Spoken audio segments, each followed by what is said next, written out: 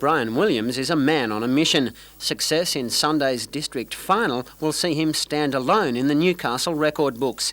He's already won a record equalling 6 titles. The chance to chalk up number 7 has the butterflies fluttering. You never quite get used to it completely, and you do appreciate that a lot of people play and never get to play in that sort of level. So yeah, it does mean a fair bit to you, so you feel it. Although fiercely competitive, Williams is still a strictly social player. On Sunday, he'll face aspiring professional Will O'Neill. He's got a career ahead of him. You know, he's trying to play tennis full time, and I wish him well. And he's going to be very difficult. Preparation for the big game could be just as tough. Immediately before the men's singles, Brian's sister Anne will be doing her best to claim her 3rd title and keep a proud family tradition intact. Your little sister's doing all right. The Williams veterans are doing okay this year, so I hope she does well. She's obviously playing well. She's a full-time coach and she spends a lot of time on the court, and I wish her well too.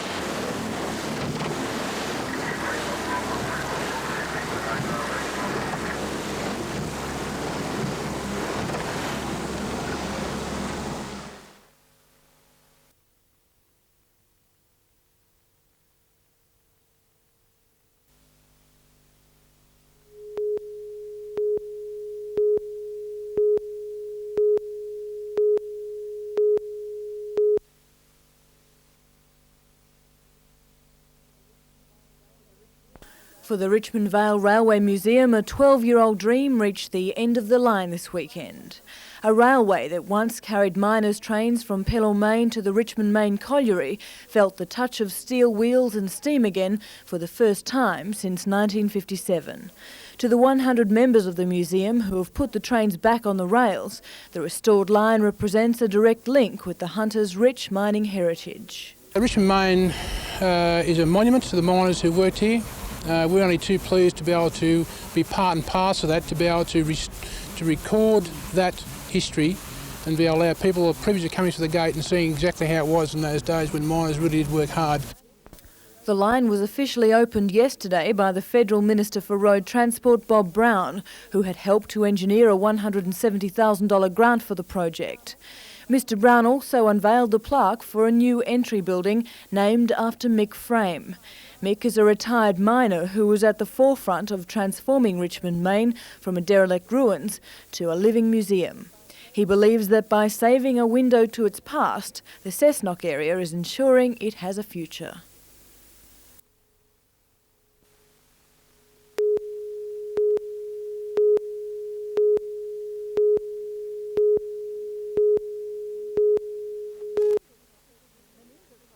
Meningococcus meningitis is a disease which attacks the outer coverings of the brain.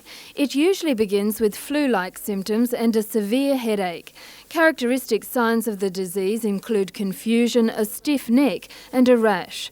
Professor Holland says he usually sees 1 case of this disease in Newcastle each year. However, there has been a disturbing increase, with 5 recorded in the last few months. I think this is probably a mini epidemic because there's not only the 5 cases here, there have been other cases reported in the Central Coast, I think both north and south of Newcastle. People with meningitis may develop complications, including deafness, epilepsy or brain damage. If left untreated, they will ultimately die. Professor Holland says it's important to diagnose and treat the disease early. While in its infancy, it can be cured with a simple course of antibiotics. The professor has some advice for doctors in the Hunter and Central Coast. Just to be alert that there is a virulent meningococcus in the community at this point of time, and that anyone with a severe headache and confusion and or a rash at least consider this as a possibility.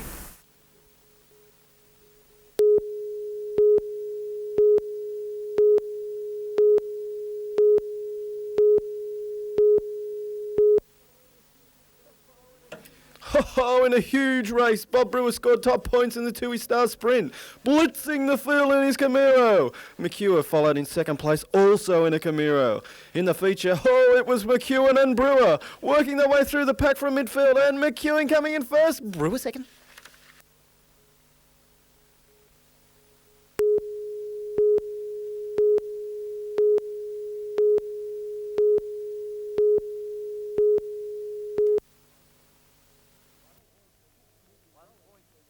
$1.6 million has been allocated from the Racecourse Development Fund, money raised through the TAB, to give the Skeletor Park track a well-earned facelift. It will simply mean that the trainers and the horses in work here will now have a facility which is equal to anything in New South Wales and will be a great breeding ground training-wise for future champions. Most of the money will be spent on the track. Officials expect the number of horses trained at Muswellbrook to increase from 200 to 600 when news spreads of the improvements. The announcement follows a $4 million plan to build a horse racing centre at Scone.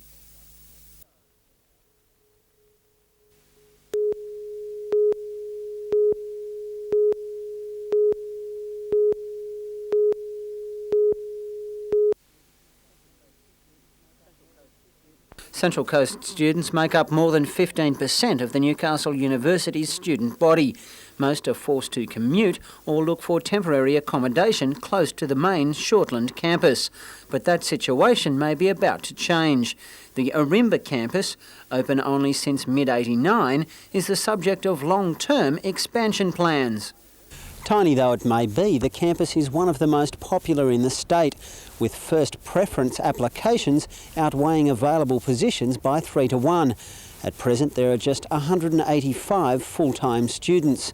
But if things go according to plan, that will increase to almost 900 over the next 5 years. By the year 2005, there could be as many as 4,500 students, and that's not including those attending the TAFE or community colleges. The expansion hinges on a $20 million capital works grant expected to be announced by the federal government before the new year.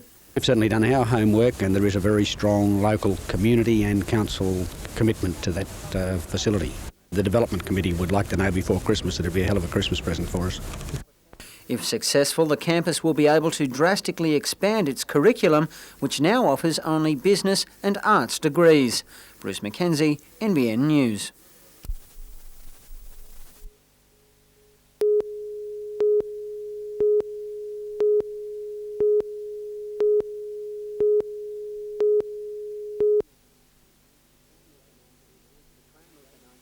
The tram of the 1990s is a great improvement on its predecessors. With a top speed of more than 80 kilometres an hour, it's already widely used throughout Europe and the US. These men believe it can solve the transport problems of the Hunter. We can draw on the best of those experiences. There are a lot of success stories around the world, and that's what we'll be drawing from. The consortium now has to convince a government committed to spending $22 million to upgrade the existing rail system before the new year. Stage 1 of the light rail scheme, which would link Newcastle and Maitland and incorporate an offshoot to the university, would cost all that and $9 million more. Supporters of the project say, unlike state rail, the trams will turn a clear profit. We've spoken to the people who are involved in making those decisions. They appreciate that what we're doing, and that if we're right, well then the state government will be saving $10 to $20 million a year that it otherwise would have to spend in funding the deficit on these operations. The consortium says a grant of $45,000 from the Premier's department will allow it to complete a detailed feasibility study. That would mean delaying the purchase of new Explorer carriages. But those who have fought to have the ancient red rattlers replaced want an assurance that project won't be jeopardised if the trams don't prove viable. Serving both the university in Wallsend and through to Maitland suits me fine. That's right through the middle of the area I represent. But I think we need some guarantees from government that they will be prepared to accept one over the other, and vice versa if the proposal fails. Newcastle University students are also dubious, having already been promised a new station at Warrabrook. But it's a very positive way of getting transport to and from the university, with light rail running into the grounds and from beyond out to other areas there. So we've increased our service tremendously. But again, there is that fear, of course, that it won't occur, that we will lose our station at Warrabrook and that then we won't get anything. Bruce Mackenzie, NBN News.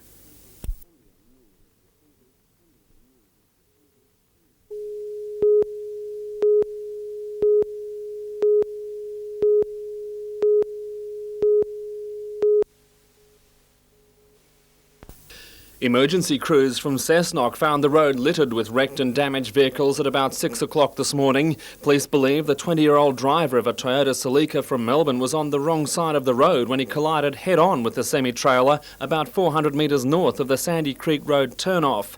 3 other vehicles were involved in the ensuing pile-up, but the drivers and passengers escaped unhurt. Not so fortunate was the dead man's passenger, a 29-year-old woman from Laurelton in Victoria. She was airlifted to the John Hunter Hospital where she remains tonight in a critical condition. The driver of the semi-trailer suffered lacerations to the forehead. The road was closed for about 4 hours as salvage crews cleared away debris and towed off the wrecks. Traffic was advised to steer clear of the scene until about 10 a.m. Police inquiries are continuing.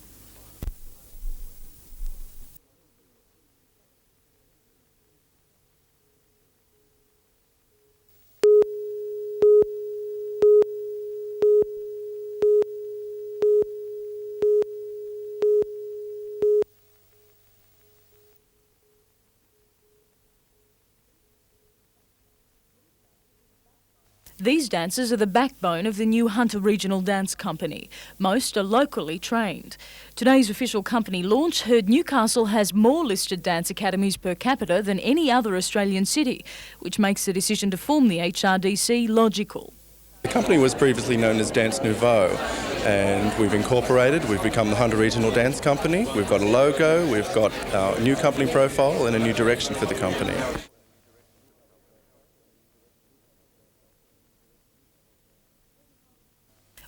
When the company takes the stage next year, it will provide a comprehensive range of works, not necessarily from classical tradition. The company is definitely modern contemporary. We've got a very full program for 92, a lot of shows of interest to local people. We'll be touring the shows also. We're doing some tributes to the Olympic year, we're doing some environmental shows, we're doing shows about some women. Like most arts companies, any extra sponsorship would be appreciated. If there's any local businesses out there who think that they'd like to come to the party at all, we've got things to offer them, definitely. Yeah.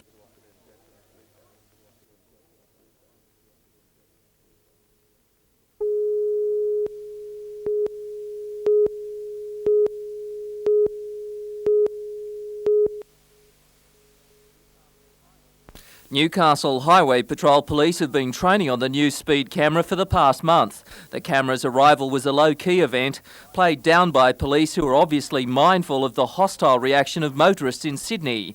The cameras have been responsible for raising millions of dollars in revenue for the state government, and those caught believe the motive for their introduction is more to do with money than road safety.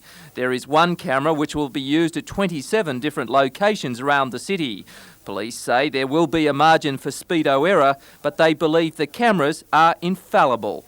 Virtually, yes. As long as nothing goes wrong with the camera, there's no problems with it. So you're confident it will function up to standard? Well, in Sydney, it's proved very successful.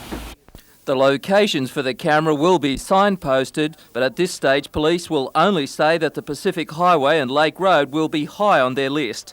Motorists will have a chance to see how the camera works and ask questions about its operation during an open day at the Newcastle Police Station this Sunday. Give people a chance to have a look at it and hopefully get a bit of understanding about it. Do you anticipate a fair few questions?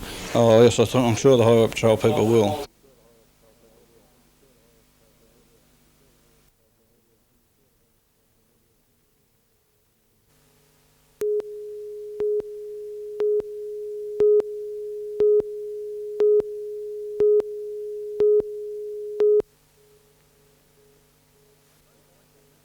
The frontline bombers have picked up more than one unflattering tag in their 20 years of flying in Australia. American pilots know them as aardvarks, after the most unaerodynamic South American anteater. With its long nose, I suppose it looks a bit like one, but it really doesn't matter what it looks like. It depends on what it could do. In the air, there are formidable long-range strike aircraft equipped with ground-following radar and all-weather targeting systems.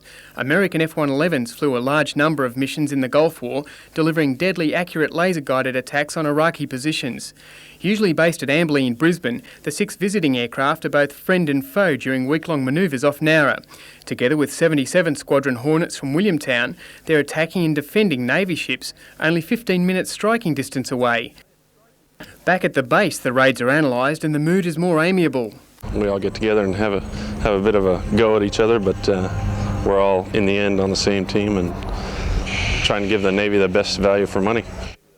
Williamtown was put on short notice to host the F-111s when 707 flights were suspended following a crash near Sale in Victoria. The F-111s returned to Brisbane at the end of the week.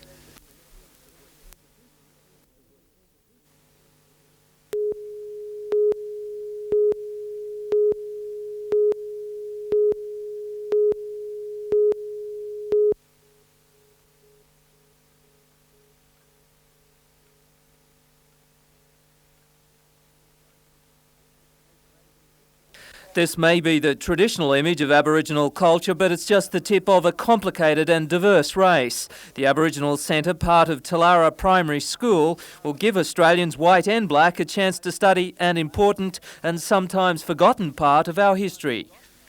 This has been the result of a really cooperative effort between the local land council, the Aboriginal community, our teachers, the school and the education department. The centre is the first unit of such size to be established in the state. Links have already been made with the Department of Employment and Training and TAFE to try and siphon skills acquired in the classroom into the community.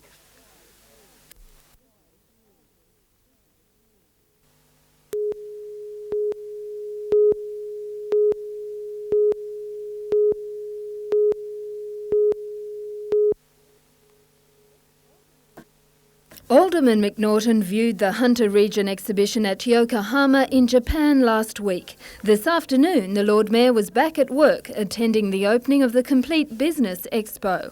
Alderman McNaughton defended his 15-day trip to Japan and Korea. One thing that we certainly achieved over there was to speak to people who have the ability to send tourists to Australia, visitors to this place. And if they're here, they'll be buying our bread and driving in our motor cars and using our taxis and our hotels and so on. The Lord Mayor pointed out the benefits of projects such as the Horizons Resort at Port Stephens. The other major advance that we made was making contact with many, and I don't know whether it was 10 or 100, but a significant number of people who have the investment capacity to make a similar investment. Now, I don't know whether they will, I don't even know whether we want them to do it, but the fact is we now got the contacts to do it.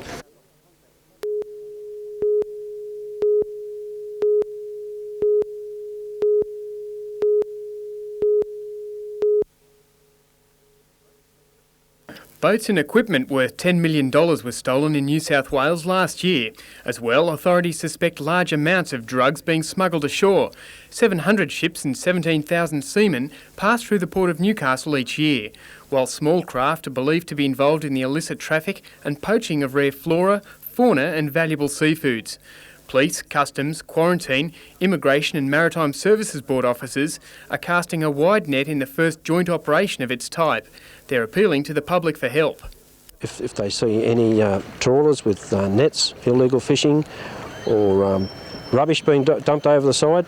Pieces of equipment that disappear from the backs of boats, radios, life jackets, etc., all that type of thing we're interested in to make sure that the boating public are happy they leave their boats out in the water, it's safe to do so. While the regulative maritime authorities seem to be taking a greater hand in what for many is simply a recreational pastime, they claim that such efforts, rather than hampering boat users, help to ensure that boating is safer and more enjoyable. I don't think it's over-regulating, I think it's just making the people more aware of what's required when they go out there and enjoy the waterways. The toll-free number 008 800 633 will be staffed from midday tomorrow until 9 p.m. We have officers standing by, ready to act immediately on any information from here right up the coast.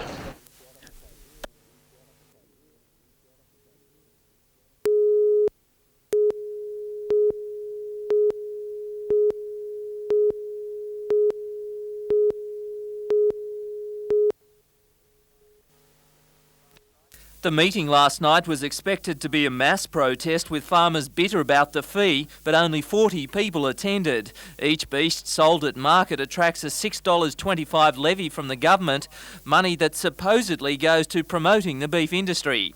The farmers say the cost is too tough for a community struggling through a record drought, citing the example that some calves can be sold for only $5. With the levy and transport costs, the producer is out of pocket. Despite the disappointing attendance, the farmers decided to maintain their fight by preparing strategies for another protest meeting at Tamworth at the end of the month.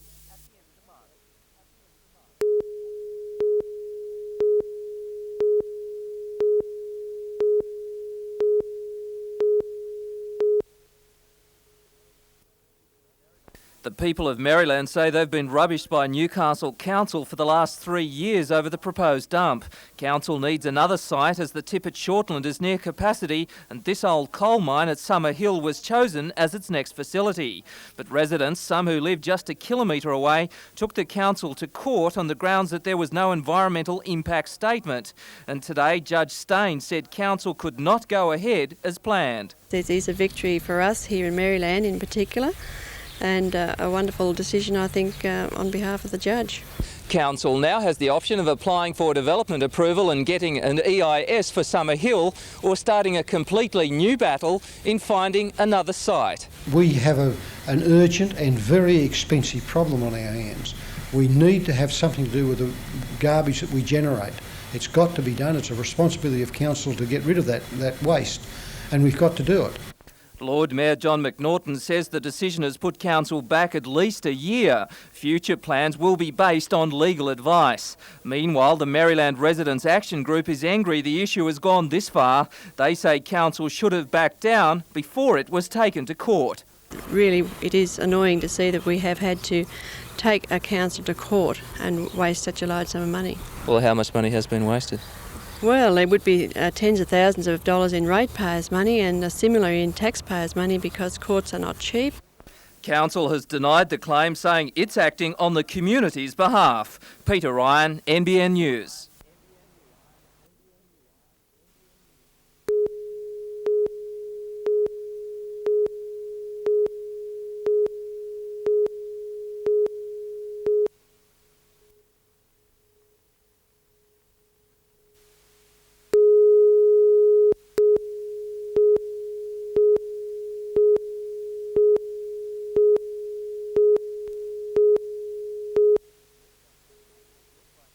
It looked like the cavalry was in town, but it was just the wild man of cricket, Greg Matthews, here spying on talent for the state side.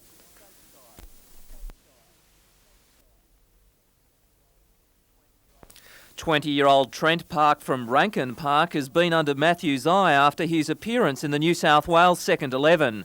Also at the clinic, speedster Mike Whitney still getting wickets after some critics reckoned his career was over.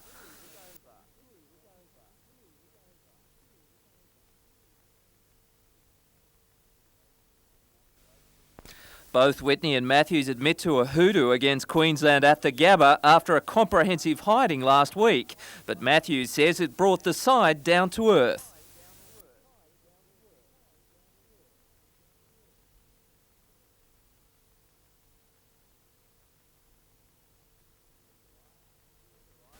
Peter Ryan, NBN News.